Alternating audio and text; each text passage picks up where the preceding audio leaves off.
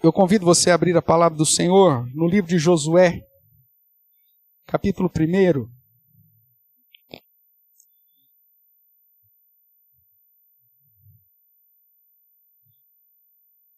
Como você sabe, o tema da nossa igreja esse ano é disposição para servir, né? Dispondo-nos para servir ao Senhor. Nós terminamos semana passada uma sequência no livro todinho de Neemias, um servo fantástico do Senhor, usado pelo Senhor, tipificando o próprio Cristo e ao mesmo tempo servindo de modelo para todos nós, na disposição, no zelo, na dedicação, não só na obra da restauração dos muros de Jerusalém, mas na reconstrução ou na restauração da própria comunhão do povo com Deus. Hoje nós chegamos aqui na figura de mais um dos nossos irmãos do passado, que serviram ao Senhor, que foram chamados para servir ao Senhor, que se torna um modelo, um exemplo de serviço. E por isso, então, eu convido você a acompanhar a leitura que farei desse texto conhecidíssimo, né? Os 9 primeiros versos aqui do livro de Josué. Livro que recebe esse nome justamente por ser Josué o seu personagem principal. Acompanhe a leitura que farei. Diz assim, portanto, Josué, capítulo 1, do verso 1 a 9. Sucedeu depois da morte de Moisés, o servo do Senhor, que o Senhor, ou seja, que este falou a Josué, filho de Num, servidor de Moisés, dizendo: Moisés, meu servo, é morto. Dispõe-te agora, passa esse Jordão, tu e todo esse povo, à terra que eu dou aos filhos de Israel. Todo lugar que pisar a planta do vosso pé, vou-la tenho dado, como eu prometi a Moisés. Desde o deserto e o Líbano até o grande rio, o rio Eufrates. Toda a terra dos heteus e até o mar grande, para o poente do sol será o vosso limite. Ninguém te poderá resistir todos os dias da tua vida. Como fui com Moisés, assim serei contigo. Não te deixarei, nem te desampararei. Sê forte e corajoso, porque tu farás esse povo herdar a terra que sob juramento prometi dar a seus pais. Tão somente sê forte e muito corajoso, para teres o cuidado de fazer segundo toda a lei que o meu servo Moisés te ordenou. Dela não te desvies nem para a direita, nem para a esquerda, para que sejas bem-sucedido por onde quer que andares. Não cesses de falar desse livro da lei, antes, medita nele dia e noite, para que tenhas cuidado de fazer segundo tudo quanto nele está escrito. Então, farás prosperar o teu caminho e serás bem-sucedido. Não te mandei eu? Sê forte e corajoso. Não temas, nem te espantes, porque o Senhor teu Deus é contigo, por onde quer que andares. Oremos mais uma vez, irmãos. Ó Pai, obrigado pela leitura da Tua palavra. Obrigado, ó Deus, porque através do registro histórico daquilo que o Teu povo realizou através da Tua grandeza, dos chamados do Senhor, da operação de cada detalhe da Tua obra redentiva, nos fala, nos ensina e nos admoesta. Pai, sabemos que hoje, com a revelação completa, pesa sobre nós, o povo que o Senhor escolheu e chamou, a cumprirmos, ó Deus, uma tarefa de falar, de proclamar das Tuas virtudes àqueles que ainda não Te conhecem. E essa tarefa, ó Deus, tão grandiosa, também, ó Deus, nos foi confiada segundo a Tua bondade. Por isso, nos abençoe nessa noite, fale ao nosso coração, que o exemplo, ó Deus, que podemos aprender com Josué seja aplicado na nossa vida e que o Senhor me use, apesar de mim mesmo, ó Deus, para falar primeiramente ao meu coração, mas também ao coração dos meus irmãos, das minhas irmãs, e que saiamos daqui edificados segundo a Tua bondade e a Tua misericórdia.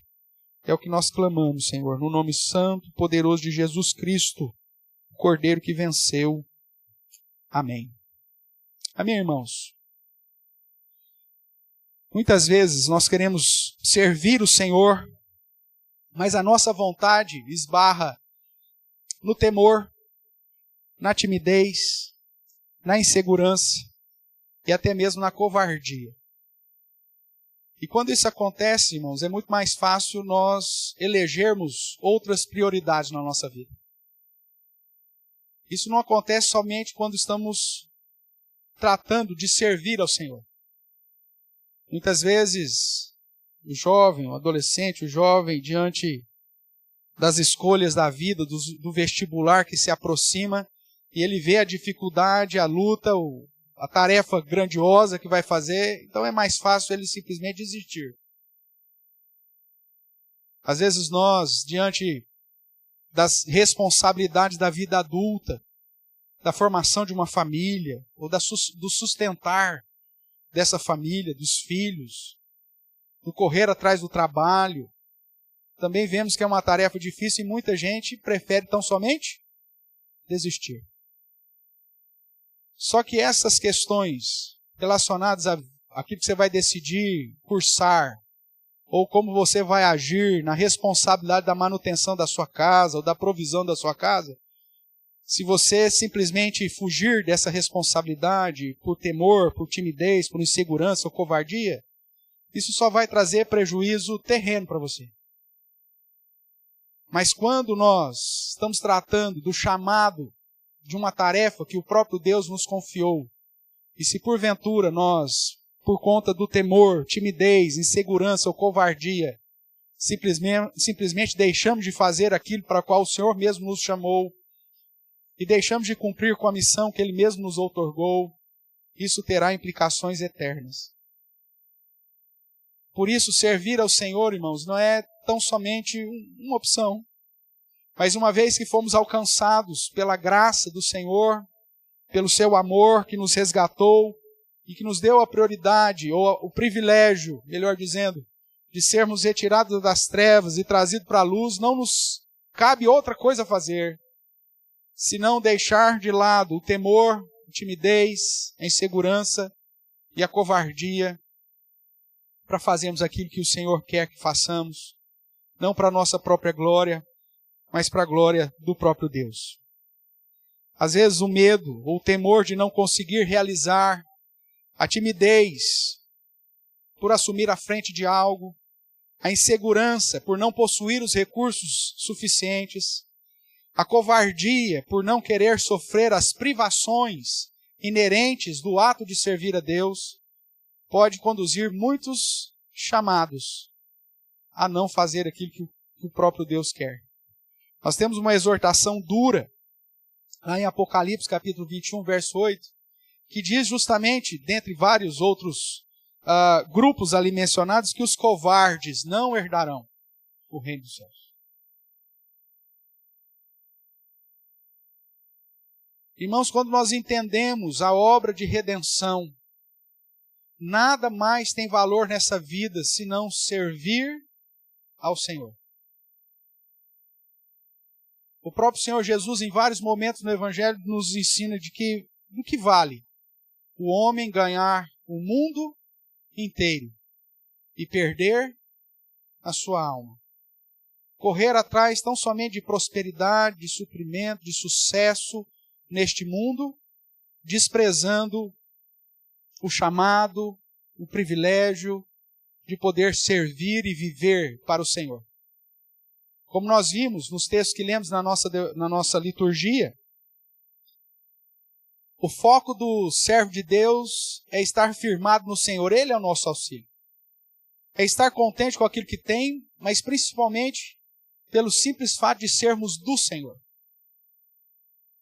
Ou como Lucas nos registra, saber que no chamado do Senhor é um chamado não para bênçãos puramente terrenas, prosperidade, riqueza ou coisa desse tipo, mas em abrir mão dos nossos próprios desejos. No mesmo texto de Lucas 9, que nós lemos aqui, que exorta ao fato de que aquele que foi chamado e que deve seguir ao Senhor, que não pode olhar para trás, ou seja, aquele que pôs a mão no arado não pode olhar para trás.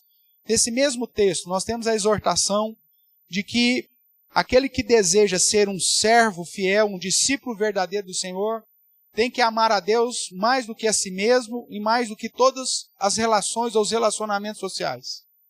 Tem que amar mais a Deus do que a sua própria vida. Tem que amar a Deus mais do que os seus próprios projetos. Tem que amar a Deus mais do que a sua própria riqueza. E isso é tão sério no Evangelho de Lucas que ele trata no capítulo 9 dessas advertências, chamando a atenção da abnegação, como também repete isso no capítulo 14. Quando ele nos traz, inclusive, aquelas duas parábolas de que para servir o Senhor você tem que calcular bem se é isso de fato que você quer, para que você não desista no meio, para que você não olhe para trás, porque se você desistir no meio, as pessoas vão rir de você. Como o homem que lançou o alicerce para construir uma torre, mas não calculou primeiro se tinha os recursos para terminá-la, não terminou, e aqueles que viram zombaram dele. Esse homem lançou os alicerces, mas não tem condição de terminar. Ou o rei que não calculou direito a sua logística e o seu material bélico, que não calculou se tinha condições de ir contra o rei que vinha contra ele, e aí depois, já no calor da luta, tem que tentar pedir condições de paz. Seguir a Jesus, irmãos, não é uma situação de vamos ver o que vai dar. Tem que ser uma expressão de uma dedicação consciente de que servir ao Senhor vai exigir de você a abnegação da sua vida, dos seus sonhos, da sua vontade, muitas vezes do sucesso que o mundo te apresenta como sendo sucesso, mas que para Deus não vale nada.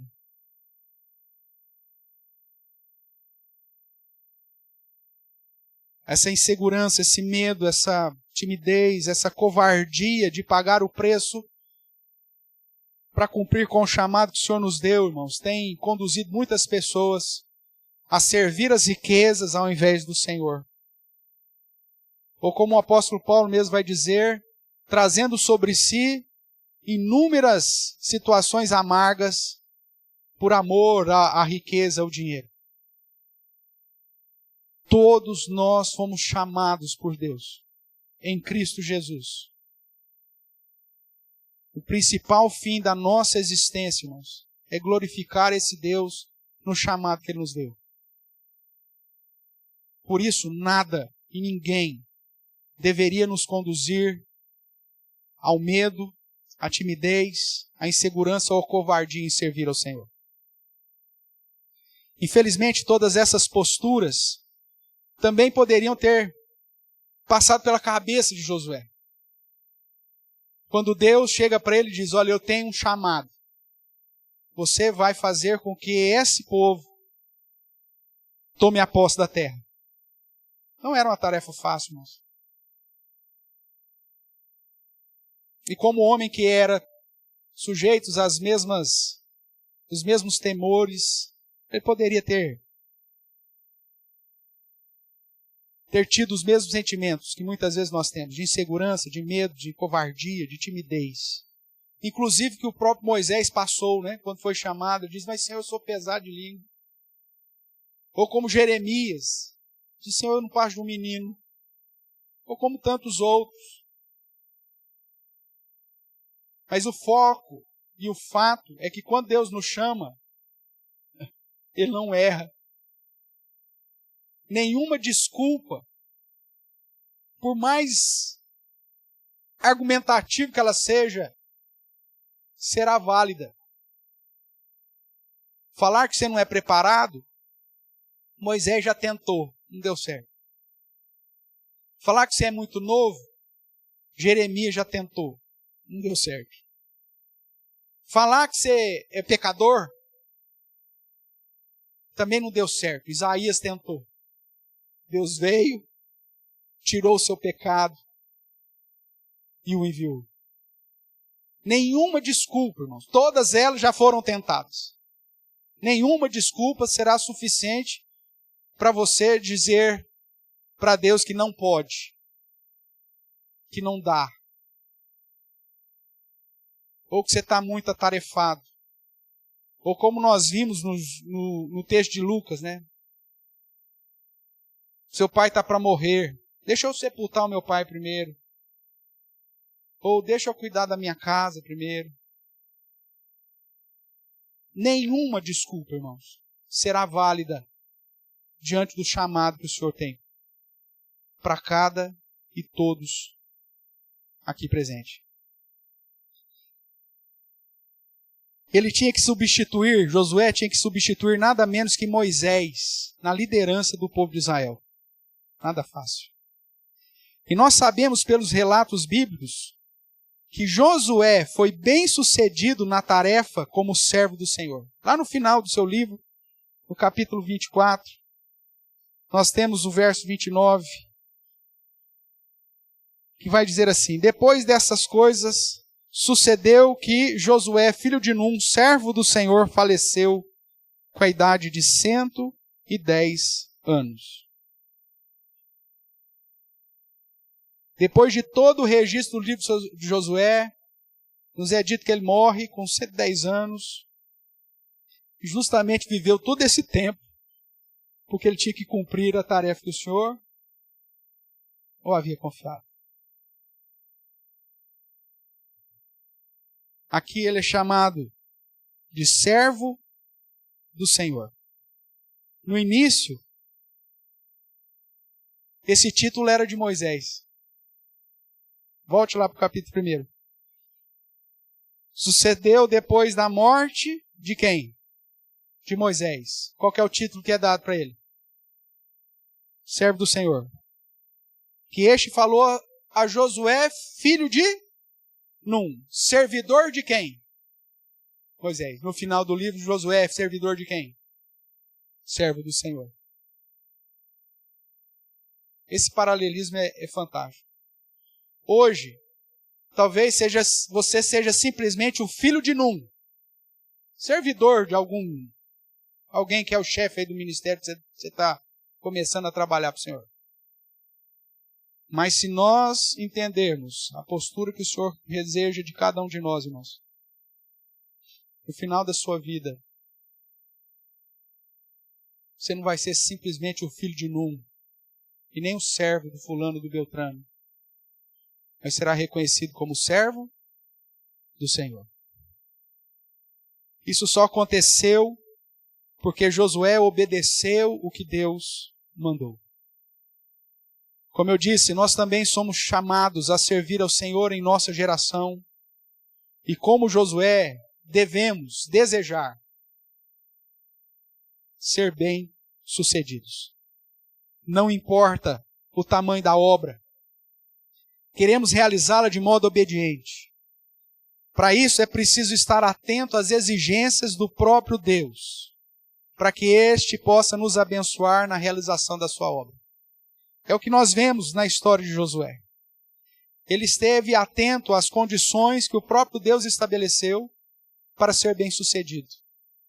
E a postura dele serve de modelo, de exemplo para nós. Eu quero tratar com os irmãos sobre o tema as condições para sermos bem-sucedidos na obra do Senhor. Estou partindo do pressuposto que todos nós aqui, desde o menor, desde a mais tenra idade, desde o Gabriel, que eu acho que é o mais novo que está aí hoje, até o mais experiente, eu acredito que seja o seu Ziel.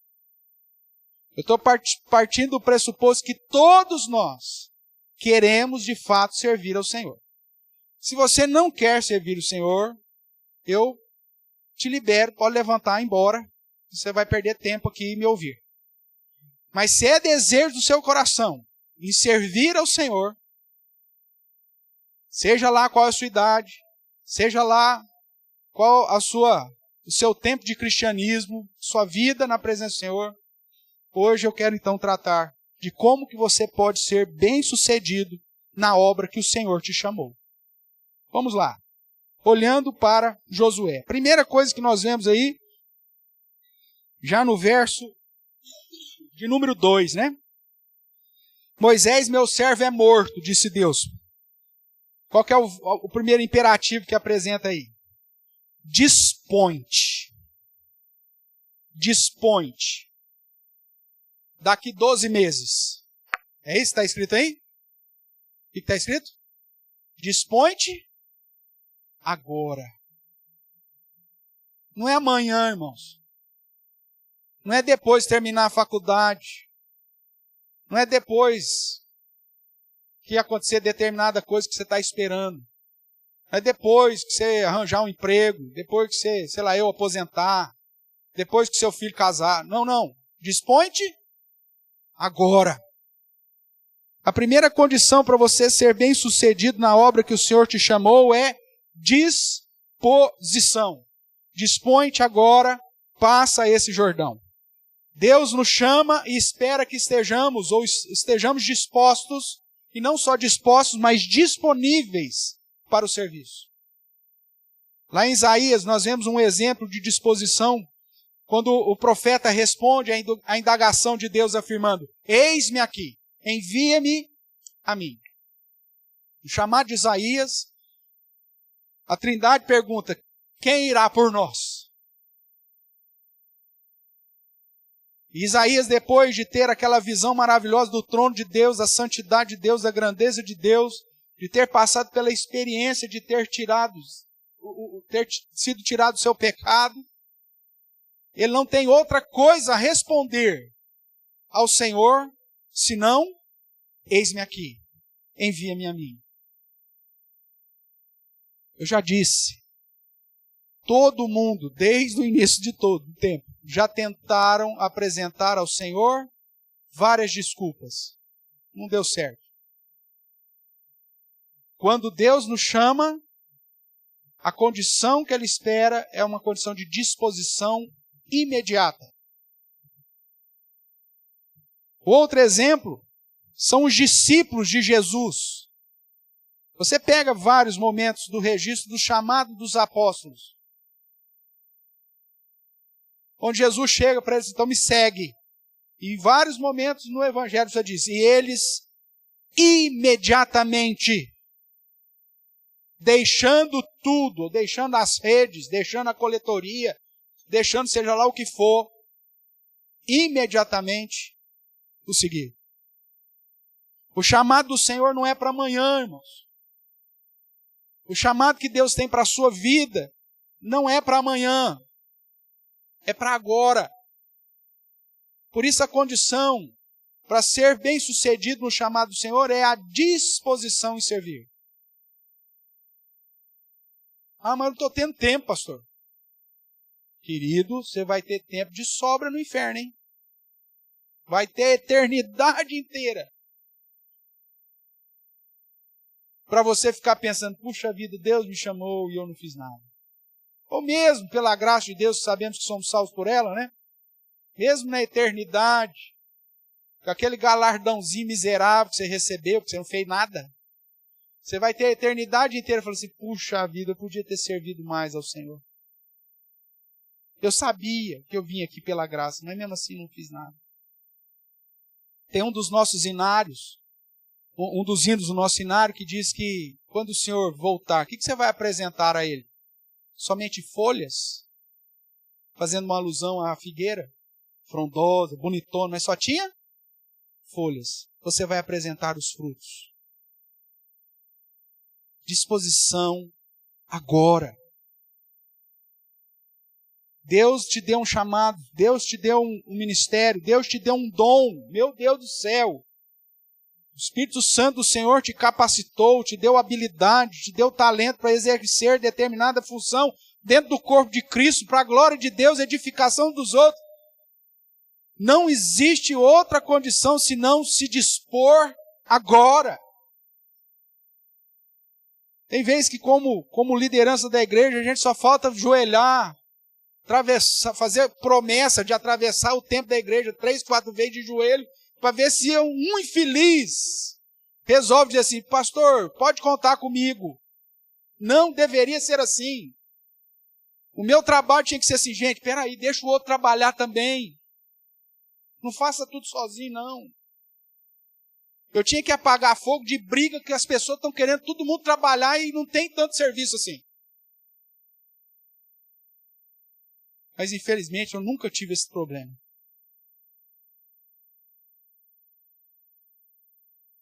Talvez você poderia me dizer, pastor, o próprio Senhor Jesus disse mesmo para pedir mais trabalhadores, porque os trabalhadores são poucos. Mas, irmãos, graças a Deus, nós não temos poucos trabalhadores. Olha aí a sua volta. Não somos poucos. Pouco eu era quando eu estava lá plantando a igreja presbiteriana de Sítio Badã, com meia dúzia de serer, novos convertidos. Eu, minha família e meia dúzia lá de serer. Seu Detê, o Ibu,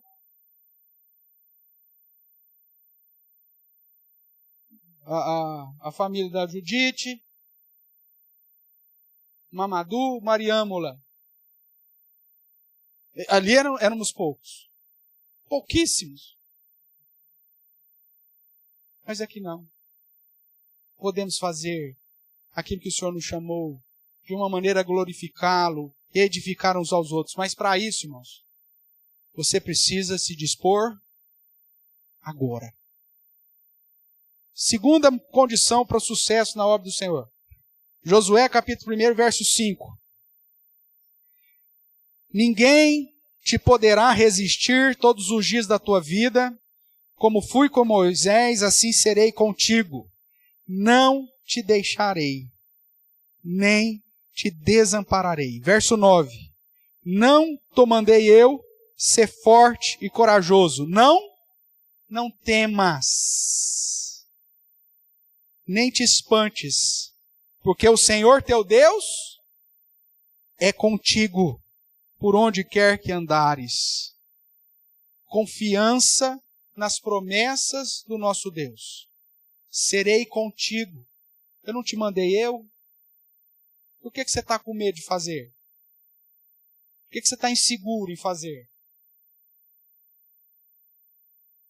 A promessa é que Ele estará conosco. E essa promessa dada a Josué, irmãos, é repetida lá em Hebreus capítulo 13, para todos os crentes. Que alguém pode falar, mas isso aqui é conversa com Josué, hein, pastor? Mas o autor aos Hebreus, inspirado pelo Santo Espírito de Deus, aplica essas mesmas promessas, essas mesmas palavras para todos. Inclusive com a exortação de você não ficar preocupado com as coisas dessa vida, mas preocupado em confiar no Senhor, que é o texto de Hebreus capítulo 13, versos 5 e 6 que nós lemos. A segunda condição para o sucesso, irmãos, é confiança. Em Mateus 28, nós vemos Jesus Cristo, após declarar a missão de fazer discípulos, assegurar aos que estaria conosco nesta tarefa até a consumação do século. Eis que estou convosco. Não é isso que ele diz? É isso que ele diz. Fazei discípulos, indo, batizando, ensinando, e eis que estou convosco todos os dias, até a consumação do século. Essa promessa de Jesus está inserida na obra,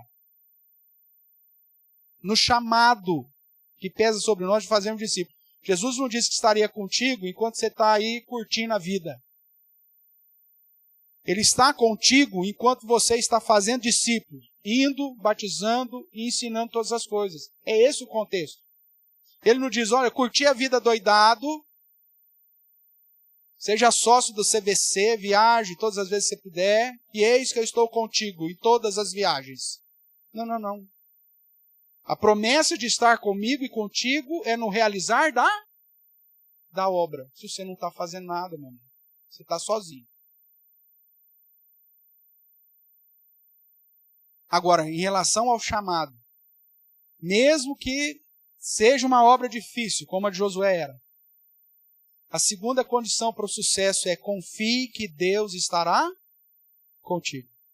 Para realizarmos a obra do Senhor, nós precisamos confiar que Ele está conosco por onde quer que andemos. Irmãos, melhor lugar para se estar é no centro da vontade de Deus e saber que você está fazendo a vontade dEle. Mesmo quando tudo dá errado.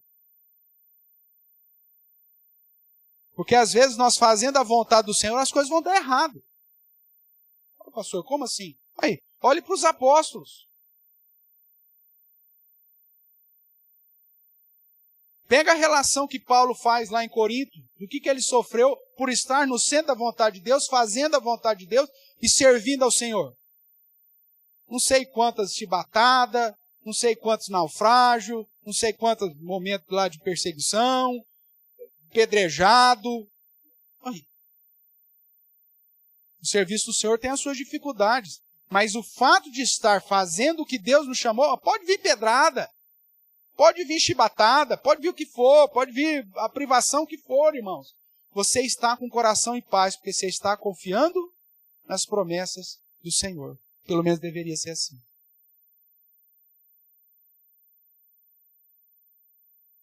Às vezes Deus nos leva por um caminho, coloca no nosso coração um projeto, tão somente para nós irmos, não dá certo. E Ele nos traz de volta. Tão somente para ver a nossa disposição e a nossa confiança. Pronto. Quando o Senhor nos levou, a mim e a minha família, para a África, nós tínhamos no coração que nós iríamos para nunca mais voltar.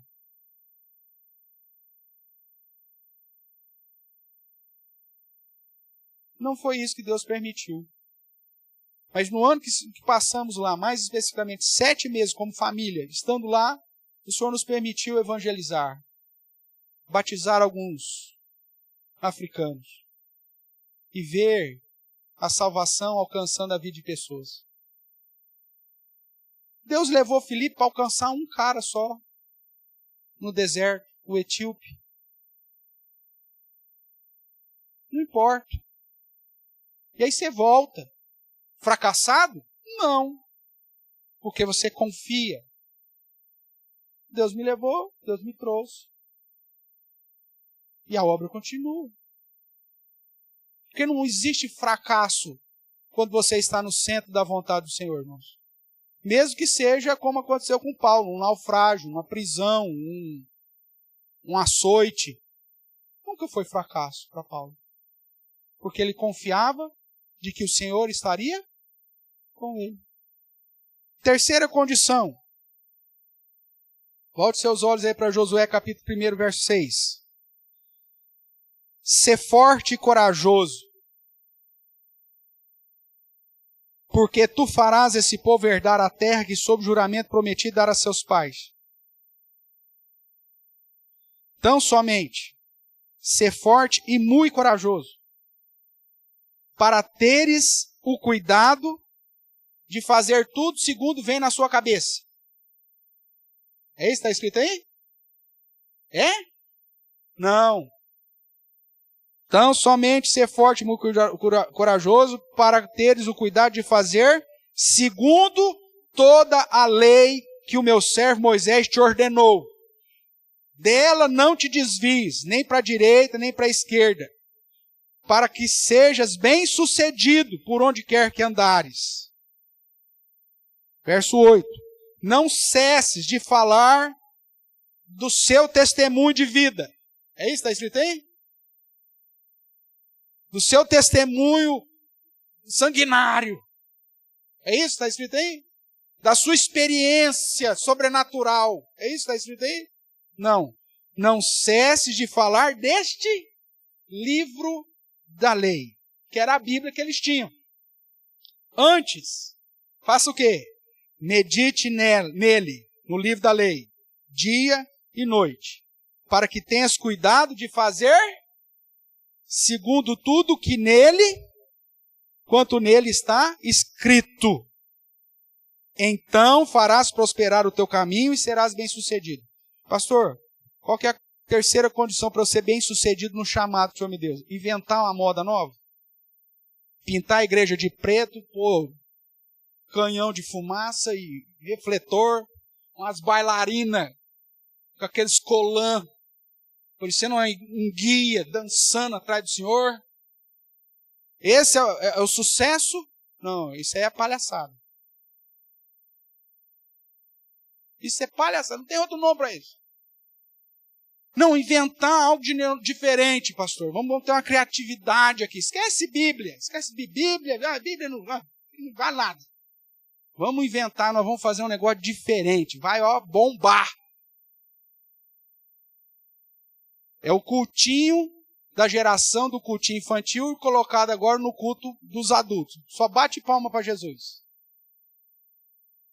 Bate palma mais do que show do Roberto Carlos. Mas aí sai dali com a vida podre, do mesmo jeito que entrou. O que adianta? Isso é ser bem sucedido no chamado do Senhor? Não. Isso é manipular as pessoas. Isso é confrontar a santidade, a grandeza e a pureza de Deus. Tem sucesso humanamente falando. Mas na perspectiva bíblica, são os trapalhões. A terceira condição para você ter sucesso no chamado que Deus te deu, irmãos, é fidelidade às Sagradas Escrituras. E para isso você tem que ser corajoso. Porque não tem como ser frouxo para seguir o que a Bíblia está dizendo. Porque hoje o que o povão quer ouvir? O que a Bíblia diz? Não. Você é a menina dos olhos de Deus. Você é o centro do universo. Você é mais precioso do que tudo. Eu não sei o que seria de Deus sem você. Olha para o seu irmão e diga assim, você é lindão. É disso que o povo está gostando. É disso que o povo está procurando. Isso é sucesso? Isso é ludibriação. Isso é palhaçada. Tem outro nome para isso. O sucesso, dentro da perspectiva do chamado do Senhor, é fidelidade àquilo que Ele determinou. Pastor, o que pode pôr no culto? O que Deus mandou pôr no culto. Aí aquilo que Ele não mandou? Se Ele não mandou, não coloca. E aquilo que Ele não proibiu? Ele mandou? Não, Ele só não proibiu. Só coloca o que Ele mandou. Essa é a grande diferença hoje da perspectiva litúrgica das igrejas. Existe algum lugar na Bíblia dizendo assim, é proibido pintar a igreja de preto? Não. Ah, então pinta. Agora com a onda Barbie, talvez algum vai pintar de rosa. Mas a pergunta não é o que Deus proibiu. A pergunta para fidelidade cultica e de serviço a Deus é o que Deus mandou. Nadab e Abiú morreram na presença do Senhor porque apresentaram fogo que Deus não requereu. Marque aqui, Josué, vai lá com um Levítico para mim.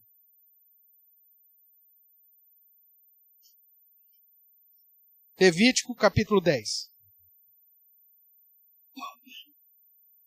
Levítico 10 vai dizer assim, Nadab e Abiú eram filhos de Arão, sacerdotes, tinham todo o direito de apresentar a adoração ao Senhor. Nadab e Abiú, porque no capítulo 8 você vai ver aí que já foram consagrados. Consagração de Arão e seus filhos, já estava consagrado. Capítulo 10, Levítico, verso 1. Nadab e Abiú, filhos de Arão, tomaram cada um seu incensário, puseram neles fogo, e sobre este incenso trouxeram fogo estranho perante a face do Senhor, e presta atenção nessa frase. O que lhes não... Você quer saber o que você pode pôr no culto, o que você não pode pôr no culto? Veja aquilo que Deus ordenou. Deus mandou colocar no culto qualquer coisa. Nós temos visto nessas igrejas por aí, nesses cultos contemporâneos, que agrada um homem, que coloca o homem no centro, que elogia o homem. Você tem alguma ordenança nesse sentido? Não. Então, o que Deus não ordenou, você não coloca, meu amigo. Você só vai colocar no culto aquilo que você tem de um modo explícito, ordenado pelo Senhor. Isso é fidelidade. E se você for fiel, então, consequentemente, você vai ser bem-sucedido. Talvez não aos olhos dos homens. Mas quem que está se importando aqui com os homens? A nossa preocupação é glorificar a Deus. É ser bem-sucedido aos olhos de Deus. Ser forte para fazer segundo toda a lei. Não te desvies. não cesses de falar desse livro da lei. Na obra do Senhor, irmãos, os fins não justificam os meios. Ah, mas está dando certo. Colocamos as pastoretes lá, ó, a igreja, ó, lotou. Né? Agora nós temos um ministério de enguias. Vê se põe uma senhorinha de 70 anos lá no ministério lá de dança. Com as pelanqueiras lá. Já foi alguma igreja? Já tem ministério de dança com a velhinha toda pelanqueira lá? Porque se o ministério é de dança, se fosse algo ordenado para o Senhor, não importa a sua idade. E não importa o quantos quilos de pelanca você tenha. Se o ministério fosse ordenado para o Senhor e é para o Senhor, você pode pôr aqui uma lesma.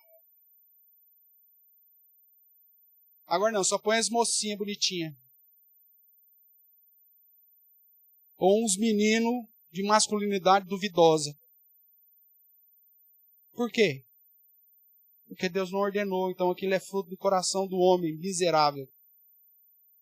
Nossa, mas a igreja está bombando, pastor. É um sucesso aquele ministério. É um sucesso para os homens. Para Deus, não. Precisamos ser fiéis para obedecer e ensinar a palavra. Fazemos de modo correto e não segundo o nosso querer. Paulo, quando exorta o jovem pastor Timóteo em suas cartas, ele afirma que para o sucesso verdadeiro precisamos andar segundo as regras, em fidelidade às normas, em defesa da sã doutrina, e não da ludibriação que agrada as pessoas. Terceira condição para o sucesso na obra do Senhor: faça segundo as Escrituras, ou seja, faça com fidelidade. A quarta condição, irmãos, ainda olhando o versos 6 e 8 de Josué, volte para lá, por favor, você que estava aqui em Levítico.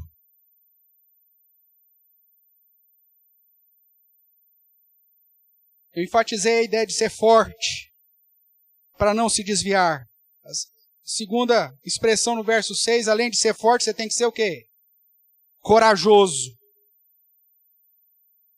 Tem que ser corajoso. Porque tu farás o povo herdar a terra sob juramento. Mais uma vez ele faz a dobradinha no verso 7. Tão somente ser forte e muito corajoso, para teres cuidado de fazer o que toda a lei que o meu servo Moisés te ordenou. E lá no verso 9, o finalzinho, não temas, ou seja, tenha coragem, não te espantes, tenha coragem, porque o Senhor teu Deus é contigo por onde quer que andares. A quarta condição para o sucesso no serviço do Senhor, irmãos, é a ousadia. Coragem. Nós sabemos que a intrepidez é a marca dos verdadeiros cristãos. Pedro foi corajoso, pregando aos líderes do seu tempo. Quando o Sinédrio quis acusá-los e impedi-los de pregar o evangelho em fidelidade, Pedro se levanta e diz: julgai vós mesmos, se devemos obedecer a vocês, homens, ou a Deus. E o Sinédrio ficou ali, admirado, porque era simplesmente um galileu e pescador. Mas ele falava com intrepidez. Paulo foi intrépido ao confrontar Roma para anunciar Jesus como Salvador. Estevão, combatendo os judaizantes. Filipe, Antipas, a fiel testemunha registrada lá em Apocalipse. E muitos outros são exemplos de coragem, mesmo diante da morte, mesmo diante do martírio, para servirem ao Senhor.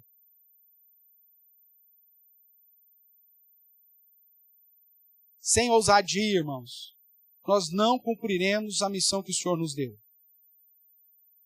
Tanto Pedro, Paulo, Estevão, Filipe, Antipas e tantos outros, esses sabiam que Deus não lhes deu o espírito de covardia, mas de poder, de amor e de moderação, como está lá em 2 Timóteo 1,7. A quarta condição para sermos bem-sucedidos na obra que o Senhor nos chamou, irmãos, é termos ousadia.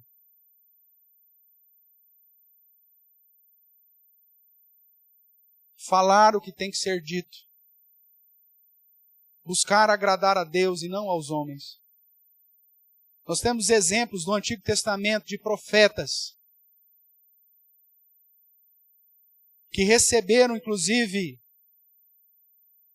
agressões físicas por falar aquilo que Deus estava mandando eles falar. Você tem o exemplo de Daniel e seus amigos.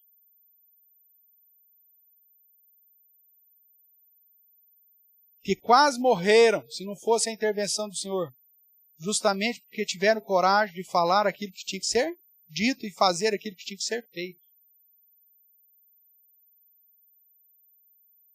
Muitas vezes nós nos vendemos a este mundo, irmãos, por causa de emprego, de comida, de casa, de conforto. Porque se você falar o que tem que falar, provavelmente você vai ser mandado embora. E você fala assim, isso acontece só fora da igreja, não dentro da igreja também. Eu conheço um cara que aconteceu isso com ele.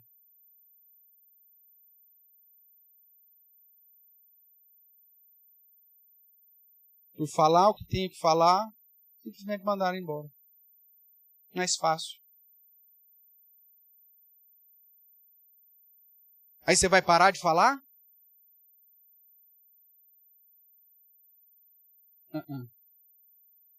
Porque a quarta condição para o sucesso que Deus exige de Josué é justamente ousadia. Finalizando, irmãos. O realizar da obra do Senhor somente será bem-sucedida quando tivermos as posturas exigidas pelo próprio Deus, quando Ele nos chama. Disposição, dispõe-te agora. Confiança, eu estou com você, eu nunca te deixarei, nunca te abandonarei. Fidelidade, para fazer conforme está escrito. E ousadia, ou coragem, ser corajoso, ser forte e corajoso. Nós temos, dentro ainda desse ponto da coragem, outros exemplos bíblicos. Me vem à mente agora Ezequiel. No chamado de Ezequiel, o Senhor fala assim, olha, eu te chamei para você falar contra Israel. E não fique com medo da cara deles. Porque você vai falar e eles vão fazer cara feia para você. Está falando dos crentes. Ezequiel ia falar com os crentes iam torcer o nariz. E Deus olha para Ezequiel e fala assim, não se atemorize por causa da cara feia deles. Mas fale o que eu mandei você falar. Tem que ter coragem, irmãos. É essa a intrepidez. O problema é que hoje, dentro dessa política da boa vizinhança, da tolerância acima de todas as coisas, você vê, inclusive a própria igreja, ou a denominação, trilhando caminhos para longe da verdade e dos princípios do Senhor, e você fala, fazer o quê? Deixa quieto. Né? Deus nos chamou para agirmos em ousadia, falarmos aquilo que precisa ser falado. Porque é justamente na admoestação mútua, irmãos, que nós vamos ser preservados fiéis. Vamos ser preservados santos. Se nós não nos preocuparmos uns com os outros, nós vamos tudo junto para o buraco. Nós precisamos dessas 4 condições. Disposição para agir agora.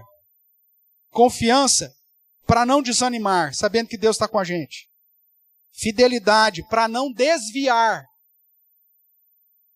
E coragem para permanecer até o fim. Você quer ter sucesso no ministério para qual o Senhor te chamou, na missão para a qual Deus te confiou? Nenhuma desculpa vai valer. Dispõe-te agora. confia que Ele é contigo. Faça do jeito certo, em fidelidade às Escrituras. E não desista, vai até o fim. Deus nos chamou para uma obra. Você tem dois caminhos. Ou fazer como aqueles que foram registrados lá em Lucas, agora não dá.